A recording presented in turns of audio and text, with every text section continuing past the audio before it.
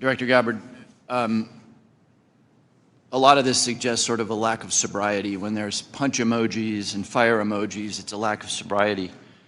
I don't mean that literally. But I have one last question. Oh my God, what a punch. He's talking about lack of sobriety regarding Pete Hegseth sending these punch emojis. All right, this is happening live, so let's react to it together. Tulsi Gabbard, the DNI, and John Ratcliffe, the director of the CIA, are about to get grilled by the Senate on the new messages that were released by Atlantic editor-in-chief Jeffrey Goldberg today, where he shows explicitly that they were sending classified information in this Signal group chat. I just made a video about it. Go check out that video. Now let's watch them get grilled on these updates. In its oversight duties. So I want to spend a minute or so on yesterday's testimony in front of the Senate and direct these questions in particular to Director Patel and Director Gabbard.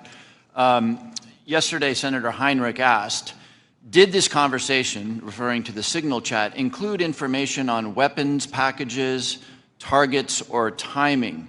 Director Patel, you said not that I'm aware of. Director Gabbard, you said same answer. This morning we learned that the Signal chat included the following update, forward-looking update from the Secretary of Defense.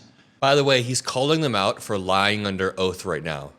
They lied under oath yesterday and said there was no classified intelligence, and now he's pointing out there was. Time now, 11:44 Eastern Time. Weather is favorable. Just confirmed with CENTCOM. We are go for mission launch. 12:15 Eastern Time. F-18 launch. First strike package. 13:45 trigger-based F-18. First strike window starts. Target terrorist is at his known location, so should be on time. Also, strike drones launch. MQ-9s. 14:10. More F-18s launch. Second strike package. Do either of the directors want to reflect on their testimony yesterday in the context of what I just read? Sure. One, I was not on that Signal chat. Two, I have not reviewed it. And three, as you just indicated, that was made public this morning.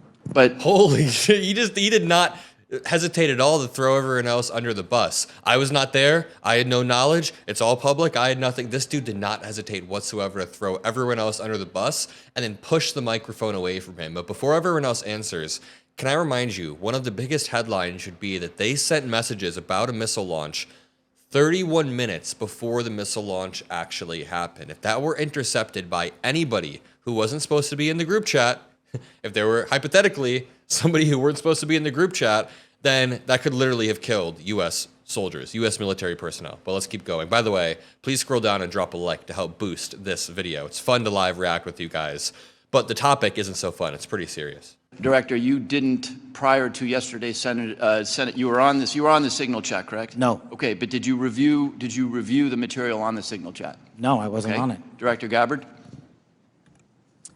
Yes, Ranking Member. My answer yesterday was based on my recollection or the lack thereof on the details that were posted there.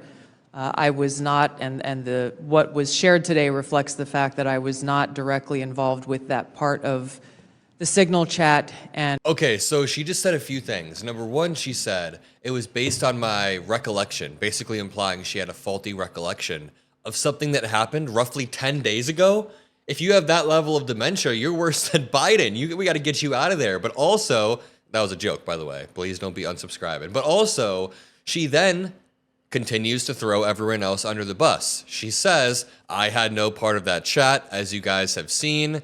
And she's right. I mean, the people who were a part of this chat, it was Pete Hegseth, John Ratcliffe, Joe Kent, and J.D. Vance did a lot of the typing.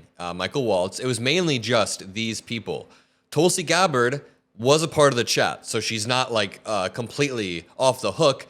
But when she says that it was the other people typing, I mean, she is right. But she's just throwing them under the bus, taking no responsibility whatsoever. Let's continue. And replied at the end, reflecting the effects, the very brief effects that the National Security Advisor had shared. So it's your testimony that less than 2 weeks ago, you were on a Signal chat that had all of this information about F-18s and MQ-9 Reapers and targets on strike, and you in that 2-week period simply forgot that that was there. That's your testimony?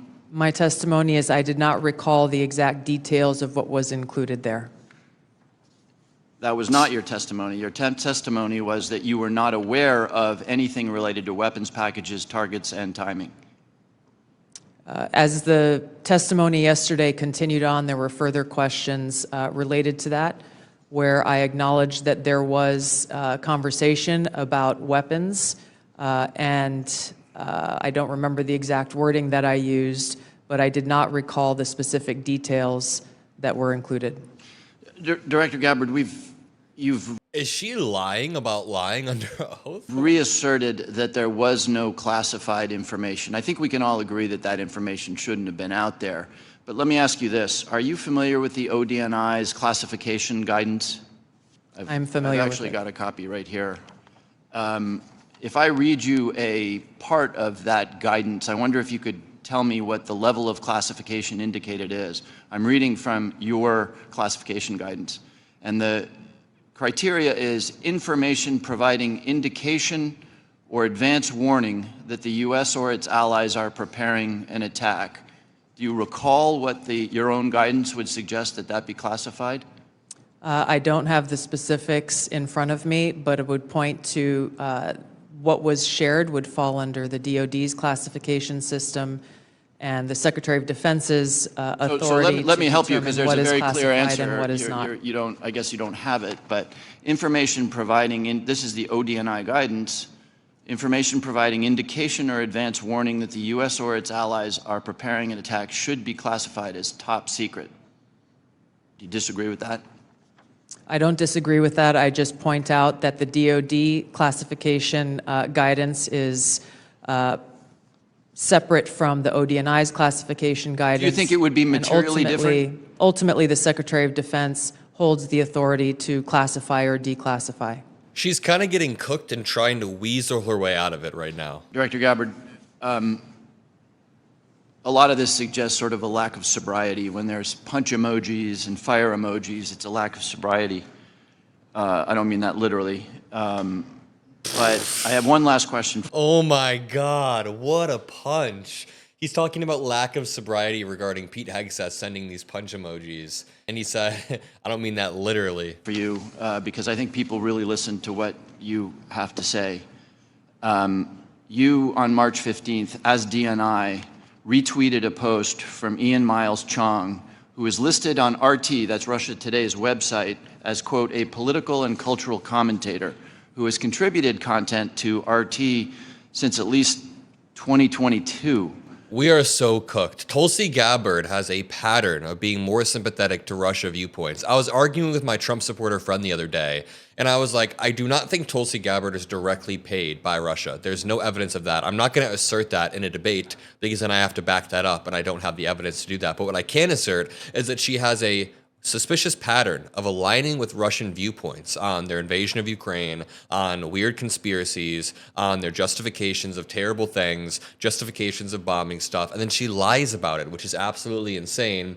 Also, we have J.D. Vance trying to downplay. These guys operate, the MAGA Republicans operate in this weird Orwellian world where something will happen and they want you to not believe your own eyes. J.D. Vance is now claiming, quote, it's very clear Goldberg oversold what he had, but one thing in particular really stands out. Remember when he was attacking Ratcliffe for blowing the cover for a CIA agent? Turns out Ratcliffe was simply naming his chief of staff. First of all, J.D. Vance is just lying here. He's straight up lying. Goldberg did not oversell what he had. In fact, he perfectly sold what he had, and they tried to undersell it. Basically, Goldberg said there are classified texts. Hours after the strike happened, I heard about it. I learned it. And then he sent exactly that, as you're about to continue to learn, and J.D. Vance tried to undersell it. Now, if he accidentally thought Ratcliffe said something that he didn't, that is a completely separate conversation. This is J.D. Vance trying to completely obfuscate and downplay. But let's continue watching Himes roast Gabbard. It's kind of fun. Director Gabbard, do you think that it's responsible for you as head of the intelligence community and the principal presidential intelligence advisor to retweet posts from individuals affiliated with Russian state media? That retweet came from my personal account, and I would have to go back to look at the substance of the tweet. That makes it almost worse. So that's supposed to make it better? That those are your personal beliefs? Like, your personal beliefs don't necessarily bleed into your broader political agenda and goals in the government. Can I, just so that we don't have a lack of confusion amongst our allies and enemies and us, can I act perhaps that you not think that you should be saying one thing on your personal account than you say officially? Okay, it was fun watching Gabbard get grilled. I'll continue covering this as it unravels because this is a massive lapse of national security. Hillary Clinton, I believe, went through 11 to 12 hours of getting grilled over Benghazi, over emails, over all of this stuff. Hunter Biden had his life dug up, every single corner of it. Joe Biden, when he accidentally posted a photo of the IDF, or when his team did, Republicans went scorched earth. And now they're trying to downplay it so hard, we can't let them slither out. So if you want constant, relentless coverage of these hearings, scroll down and hit the like. People always say, Adam, I thought I was subscribed, but I never actually scrolled down and clicked the button. It really does help the show. I love all of you. See you in the next video. Peace out.